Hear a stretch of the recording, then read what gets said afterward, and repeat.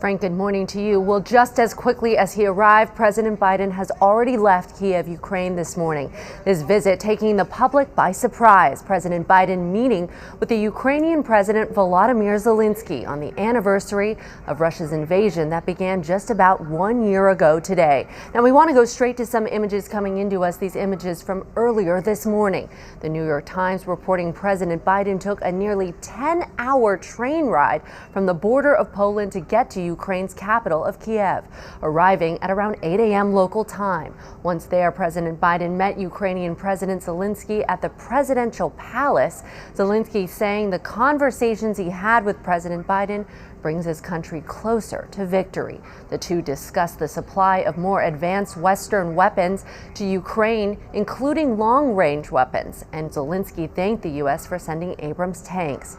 Now, during his visit, President Biden also went to St. Michael's Golden Dome Monastery in the heart of Kiev and walked with Zelensky together in the plaza outside the church as two soldiers laid wreaths where portraits are on display of the more than 4,500 soldiers who have died since Russia's invasion. And all of this happening as air raid sirens sounded across the city. And in terms of the war, Russian forces have recently made a new push to take control of Ukraine's eastern Donbas region. President Biden this morning pledging his continued support to Ukraine. Take a listen.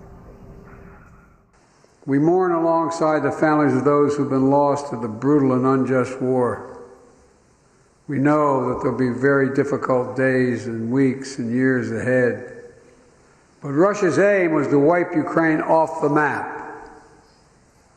Putin's war of conquest is failing. Russia's military has lost half its territory it once occupied. Young, talented Russians are fleeing by the tens of thousands, not wanting to come back to Russia.